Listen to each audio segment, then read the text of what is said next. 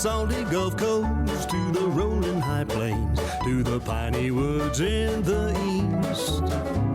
All across our dear Texas, folks need good food to eat. Our farmers and ranchers are heroes. They've always made Texas great. Texas agriculture matters. It's the heart of the Lone Star State. Oh, Texas got it all, y'all. Well, howdy, neighbors. I'm your Texas Agriculture Commissioner, Sid Miller. Thank you for joining us for another episode of Texas Agriculture Matters right here on RFD TV. Today, we're diving into a topic that hits close to home for a lot of folks, especially me. Vocational agriculture education, ag teachers. It all started back in 1917 when the Smith-Hughes Act came along, bringing vocational agriculture education to Texas high schools. This bill opened doors, giving federal support to train the next generation to meet the changing demands of a new industrialized world. Now, vocational education has been the backbone of our state's economy ever since. Whether it's a student in a farm shop learning to fix tractors, or a future nurse gaining hands-on medical training, vocational education is all about teaching real-world skills, the kind of experience you can't get from just sitting in a classroom. So, here in Texas, we know success is built by rolling up our sleeves, getting your hands dirty, and putting in the work. From welding to woodwork, vocational education is the heart of preparing our young folks for the high-demand careers that keep Texas moving. Right now, 81% of Texas high school students are taking at least one vocational education course. Now that means these programs are opening doors, giving young Texans a chance to build the future they want and the skills they need to make it happen. And in Texas, we're committed to investing even more into career and technology education programs because we know that practical experience is the best teacher of all. Now, let's turn it over to Tammy Arnder as she goes to the next generation of agriculture and learns how they plan to put their education to use. Vocational agriculture education. Just another way Texas agriculture matters. Gruver, Texas is a small farming community in the far northern portion of the state, just before you get to the panhandle of Oklahoma. The K-12 school has just over 400 students total, but what they lack in number, they make up for in heart. Evidence of that is the Gruver Farm Scholarship Program, and what they fund that scholarship with is quite unique. Some forward-thinking people said, well, let's plant some corn and raise some money for scholarship, and lo and behold, that happened, and generate $400,000 to $500,000 a year, sell that corn at a premium price to a local feedlot to feed their cattle, and the results have been phenomenal. The Gruver Farm Scholarship Foundation and Ag Partners, they run that operation. It's about 400 acres, donated by the late Carl Nielsen, and those who farm it are all volunteers. The district itself owns no equipment. It's all volunteer. So the labor, the equipment, everything is volunteer. And the farmers who have their own, jobs to do, they take time out of their busy schedule and they will all show up from different areas in the community. And all right, we're planting this day. So they show up and they plant. Ag Partners is the lead farmer, and I'm a part of Ag Partners, and we do a lot of the day-to-day stuff. The way we've created this is, there's a lot of day-to-day decisions to make on the farm, and rather than having to get a board together and make every decision, we created a lead farmer, and we just go out, and if something needs to be planted, we either do it or we get on the phone and send out a text. So the predominant crop is corn, although some years they also grow wheat and allow cattle to come graze it. But it's the corn harvest that brings in the most for this scholarship fund. Rhett Sparks was one of the scholarship recipients. After receiving his degree, he's now come back to help with Ag Partners and pour into the community that's poured into him. It meant a lot.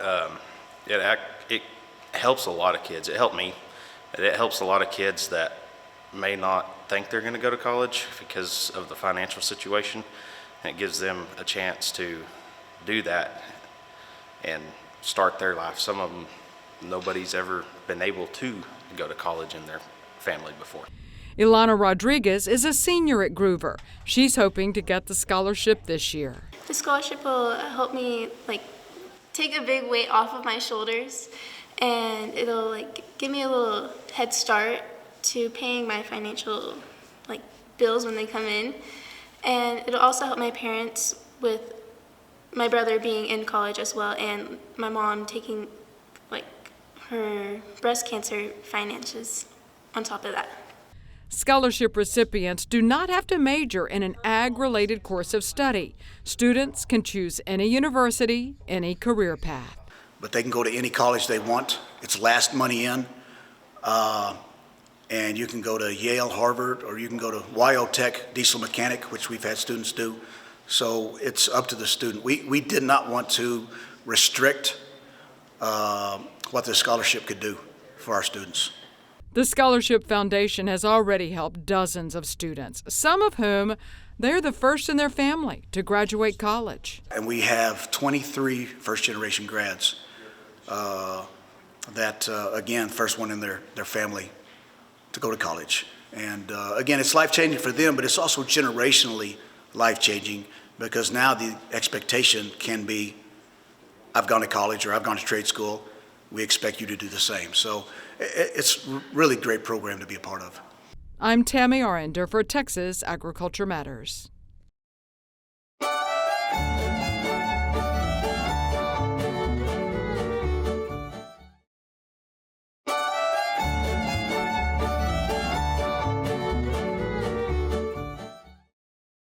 Hey neighbors, today it's my pleasure to have Ray Pionzik joining me. Now Ray is the Executive Director of the Texas Agriculture Teachers Association.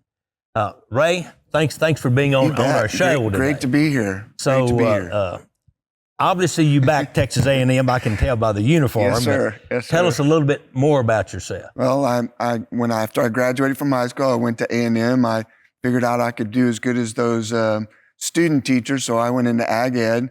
Stayed there, did my student teaching, got my master's. Then I started at Poth High School. So I started a little bitty community. I taught there 1 year, got to live with my mom at home right after my dad passed away. And then I went to the big city. I went to Clear Lake. Oh, wow. I was involved with projects at NASA with the Longhorn Project. Then I left there. Once my children got of age to start school, we went back home. And so I got to teach with my ag teacher back at East Central High School. And so I did 18 years there at East Central, retired after 30 years. And then I had a little year off, and then I took this job where I get to talk to ag teachers every day and help them through their jobs. You know, that's fantastic. You know, my background when I got out of college was an ag teacher. Matter of fact, I wouldn't have been able to go to college if it hadn't been for my own ag teacher. Yep. So, I've heard you tell that story before, Yeah. and that's always the inspirational things that we hear from teachers.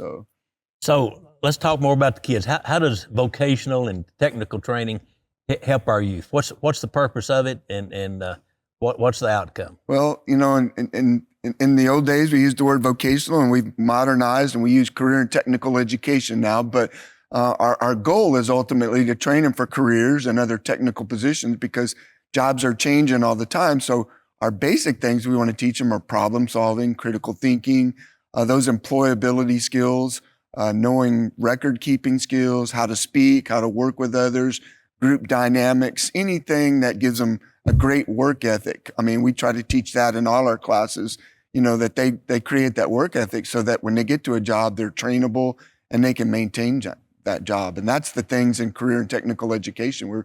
Besides those technical skills, it's those things we're trying to get in touch with. You know, one thing that's always amazed me is that in high school, basically the only leadership training they get is in their vocational classes, particularly FFA, Yes, leadership teams, Yes, sir. extemporaneous speaking, Oh, yeah. radio, Yep. demonstrations, Yep. parliamentary procedure, how to All conduct, those how to things. conduct, all of that. Yeah, How did that land in a vocational program anyway? Well, I think years ago when the classes through the Smith-Hughes Act were developed, they knew that giving those kids those other skills besides just those technical skills was something that needed to happen. I mean, definitely. I mean, we have one of the largest CTSOs in the state, in the nation. I mean, we have 180,000 kids enrolled in FFA chapters this year. That's our current membership is right at 180,000. Wow. So we got a lot of kids that we're doing that leadership training with. So we're always the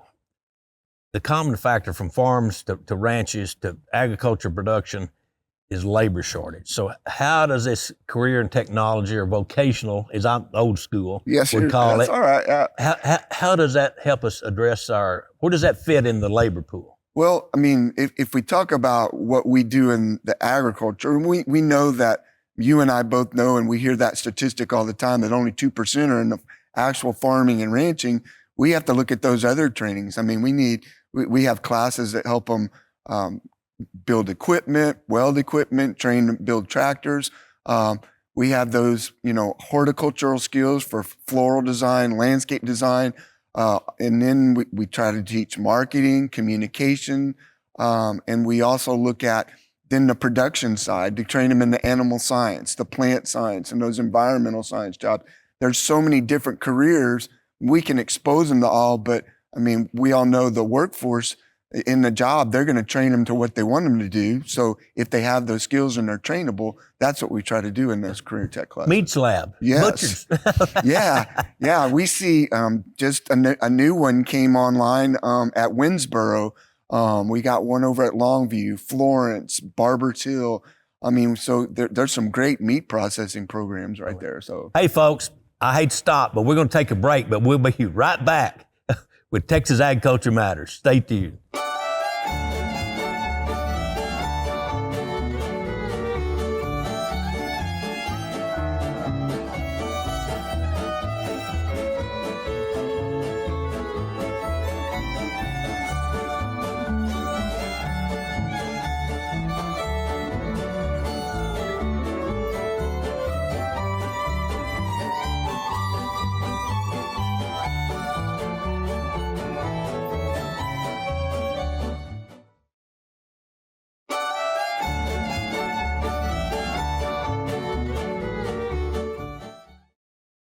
Well, welcome back, folks, to Texas Agriculture Matters. I'm your host, Texas Agriculture Commissioner Sid Miller. Now, let's continue our talk with Ray Pionzik. Ray, what are the challenges facing, to expand these programs? What are we up against? Well, I mean, expanding, kind of one of the biggest things. I mean, we're growing. We reach 278,000 kids right now. We have over 1,100 ag programs. And they're growing, especially in urban areas. We're blowing up in those programs. Some of those programs have 10 ag teachers. So to fill those jobs when they become available is a real challenge because we're only training somewhere between 150 and 200 new ag teachers at the 11 colleges and universities that have those training programs. So we have to start finding some people to fill those roles.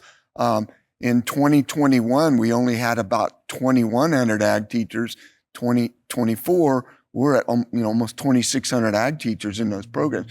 But we also have them at private schools. We have charter schools, some Christian schools. So we got to fill those. Probably the other big program is funding, because our programs with the technical knowledge and the equipment that they need and the training they need, we got to have that funding. Now that comes down to the legislature funding and schools, using the funding in the right way. We do get weighted funding based upon the way it's set up for career and tech, but we could always use more funds to make those programs continue to grow. And that kind of leads into my next question. What can the communities do to support these vocational programs? What can policymakers, you mentioned funding. So what can all of us do as a community to help help the career and tech program? That's a great question from the standpoint is, when we look at a lot of our rural programs, we have the community support because they're giving us, they're bringing us equipment, they're bringing us supplies, they're bringing us expertise. They support the stock show and the SAE programs in the local communities. Wow. So they're supporting those kids in the community. But we need to keep encouraging them to encourage the school board members to develop those programs, to let them keep growing, because our career tech programs across the state are growing. I was in Representative Keith Bell's office yesterday talking to him about career tech. He went through industrial cooperative training, so he's a big career tech guy. And I think the whole legislature loves that we can train the workforce. We just have to get them to put the money into the schools to allow that training to go. And we're going to hope to see that in the spring, that, you know, all programs in schools can benefit from additional funding. I think you'll be fine. So, last question. In your opinion, why does Texas agriculture matter? Well, I mean, agriculture is what this state was founded upon. I mean, besides oil and gas, agriculture is the main industry. And if we talk about where our future with these 278,000 ag students, they're our future. And so we have to make them develop into the workforce and make agriculture the best part of Texas again. So, Ray, thank you for enlightening us today on the vocational career and technology. There we go. I'll get it right. You got it. Awesome. Of these kids. So thank for what you do to help, keep Texas and to take Texas Awesome. agriculture. Glad to be here. Hey, folks, let's take a look at another one of our great Go Texan partners. For over 20 years, the Texas Department of Agriculture's Go Texan program has helped promote products made right here in the Lone Star State. From boots to salsa, Go Texan members make the best stuff on earth. Now, friends, let's take a look at one of these fine Texas businesses and why they are Go Texan proud. Go Texan every day. The idea to start the business was I had ordered some products online and got them in and didn't like the way they made my beard look or feel. Melissa didn't like the way the products smelled. So she said she could make something that smelled a whole lot better and worked a whole lot better. I'm Doug Yarbrough, Vice President of Big Daddy Beard. We've been a member of Go Texan for 4 years now.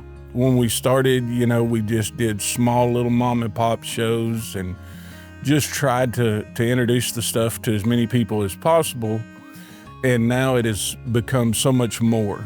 We've done some of the biggest shows across the U.S. I mean, everything from NFR to the big stock shows and rodeos here in Texas, as well as the State Fair of Texas. So it went from being just a weekend thing to now it's a daily thing that we've really come to enjoy.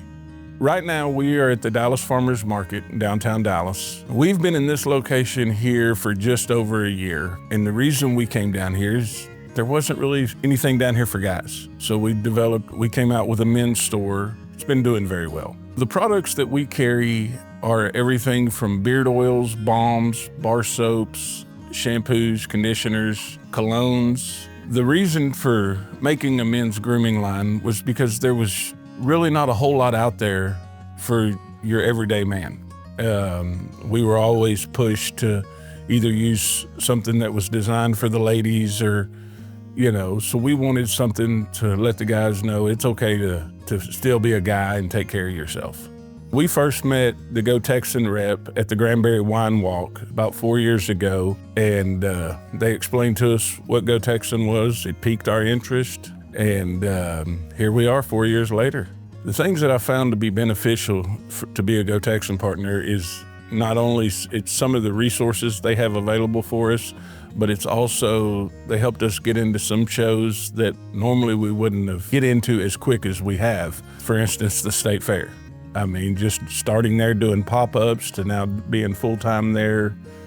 The importance of having the shows for the business is just fantastic because we get in front of so many people and it puts product in so many different places that normally we wouldn't be able to reach.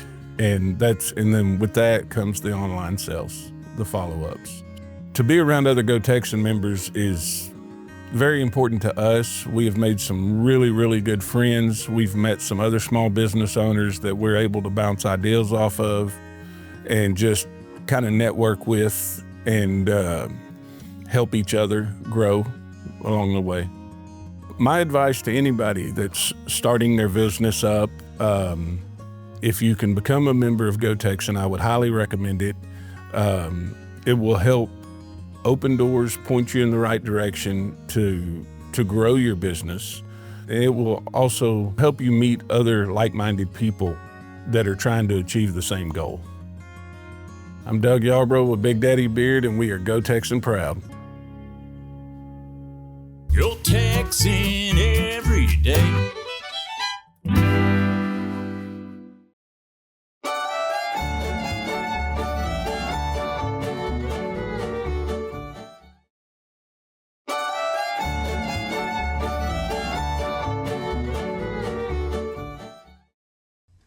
Well, neighbors, thank you for joining us for another episode of Texas Agriculture Matters. I hope you're enjoying learning a little bit more about vocational and career technical education and the priceless value these programs bring to Texas.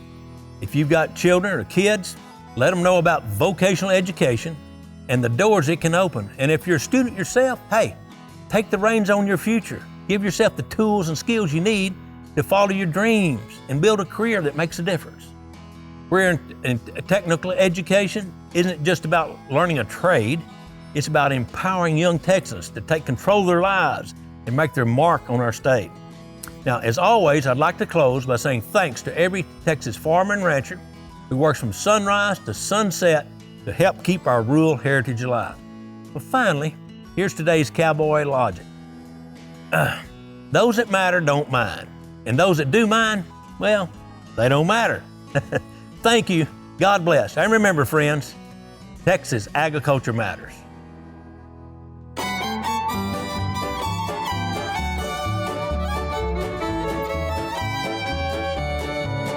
From the salty Gulf Coast to the rolling high plains, to the piney woods in the east, all across our dear Texas, folks need good food to eat.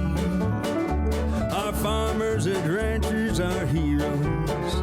They've always made Texas great. Texas agriculture matters. It's the heart of the Lone Star State.